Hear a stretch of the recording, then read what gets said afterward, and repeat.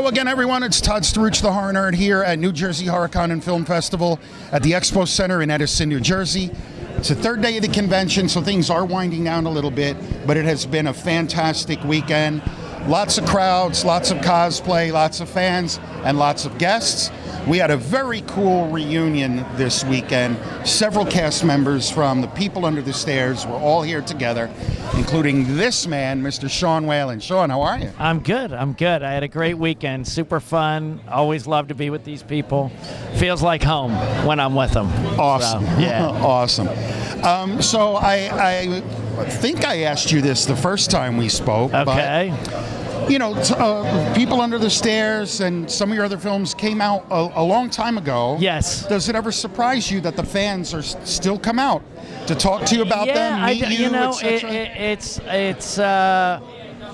I just believe now that I have been in this industry for a long time, you don't really need to be a huge star to it's going to be really hard to be a Tom Cruise, right? You just need your community. And I think this community is always excited about,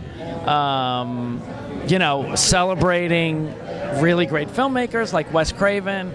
And when they find a movie they love, they really just find their way to that movie and collect and want to talk to you. And I guess I'm not. I mean, it's something I know. I love movies. Like I love Young Frankenstein, and right. If people from Young Frankenstein was out, I would go see that movie, no matter when. I don't think it's about when it was made; it's how important it was to your life, So, no, I'm not that surprised when you love a movie like a cult movie, I'm the same way with Sleepaway Camp. I saw it in a theater, which is very rare. Most people did not, but I was so excited to meet people from Sleepaway Camp. So, I think when we find a movie we love, we celebrate it all our life. Fantastic. That's a great answer. Yeah. I like that answer. Yeah. And the other thing I like to hear is, like you mentioned, Sleepaway Camp and meeting the cast. I love when I hear that people that I am a fan of are old fans We're themselves. all fans right? ourselves. Of our things. So that's awesome. Was there anyone that you were looking forward to meeting? Oh, yeah, this Ronnie from Sleepaway Camp. Absolutely. Nice. Yeah, absolutely. Like, I got a little video with him, like the whole thing. I was very excited. It's his first convention, so I was super excited. And Felissa, who's one of my good friends, just produced my movie and stars in my movie too, was like, check in on him. It's his first one. I want to make sure he's okay. And he's doing great. It was too bad she had to cancel. I was looking forward to seeing Felissa, but life gets in the way, as they say. Absolutely. Yep, absolutely. So what do you think has led to the People Under the Stairs becoming sort of the cult status that it has? I don't know. I mean, it's always been this way ever since Facebook started.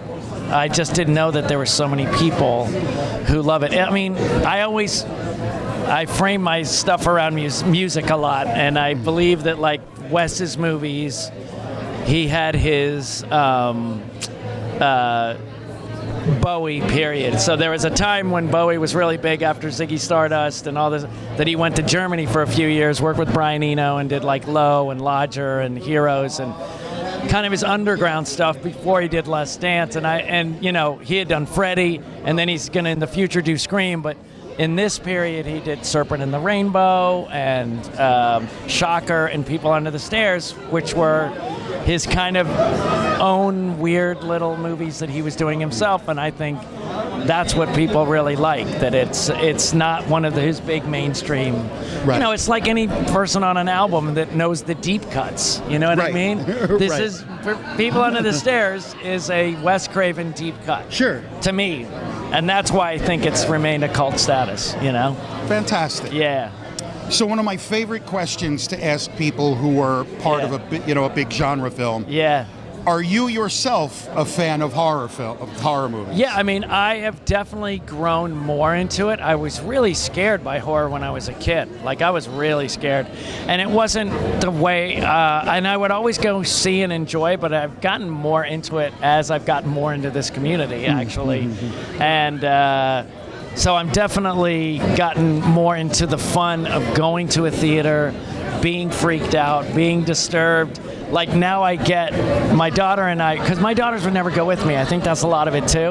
Now that my daughter wants to go with me, we just go and like hold hands and freak out together and stuff like that. And I finally like seeing an audience scream, and it's so much fun. Like it's a whole different experience in a theater. And so I've slowly become, I'm not as scared as I used to be, to be really honest. I used to be really scared, and now things don't freak me out as much. Maybe because I'm happy. So I'm like you. I still love the theater experience. Yeah, so much fun. And I'm in the horror community. Every time I watch one of these podcasts or I talk to one of these horror guys, nothing really scares me anymore. I'm Yeah. I want to still be scared at the movies, right? Yeah. So I totally get it. Well, it's one of this, for me, Hereditary. When I was sitting there, I go, fuck, I want to get out of here. Like, it's so uncomfortable. It's so disturbing. And then you just kind of walk out, and then as being in it, you go, what an amazing director to make me feel uncomfortable. Even in the most benign scenes in his movie, he shot it in a way that I was just never, you're always disturbed, yes. you know? Yes. Like, he's just so disturbing, you know what I mean?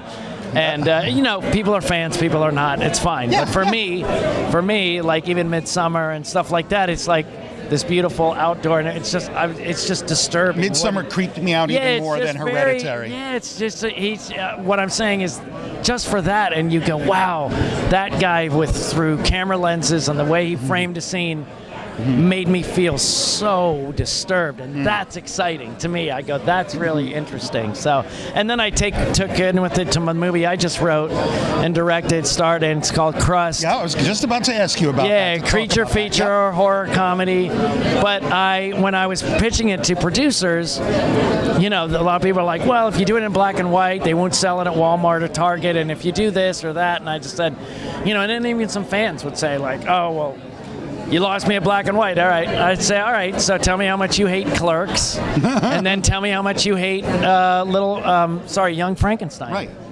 There's no way anyone's going to go, Young Frankenstein isn't funny because it's in black and white. It's one of the funniest movies of all time. 100%.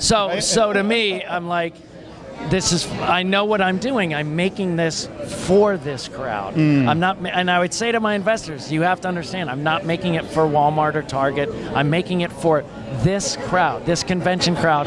They will cosplay these characters. They will enjoy and understand what I'm trying to say more than anyone else. So I made it for my horror fans and my comedy fans that have always supported me. So that's why I'm very excited to do it in the horror community, because I think, and they showed me through my Indiegogo that they really embraced the idea and me being a lead in a movie. So it was very loving and very sweet to see how much support I got from this community. That is awesome. I am looking forward to it. It's and I be swear great, I'm not just saying that. No, I think when I first heard about it, I'm like, oh, that sounds like a winner. Yeah. It's going to be fun. It's going to be fun. I think people will really like it. I'm excited. I can't wait to be here, cool. In a year or two with my cast members and my, absolutely. Celebrating it. So we'll see. Very cool. Yeah, man. So, Sean, I don't want to take up too much of your time, but one last question. If you had one last message or piece of advice to either the fans out there or maybe fellow filmmakers, what would that be? Perseverance. You just got to keep moving, and flexible perseverance. That's my phrase. I'd say you got to. If something doesn't work, just keep moving around another way. Keep trying. Like the industry, everything we know is changing leaps and bounds, and you got to keep up. And right now, the biggest trend is, there's no one is just an actor. Jason Alexander did a piece about it. If you're not creating your own stuff, writing your own stuff, making stuff happen for yourself, and especially now with the strike and everything, it's really important to show we can do our own stuff. There's no way a studio would have made Crust. In a million years, they would have never gone for it.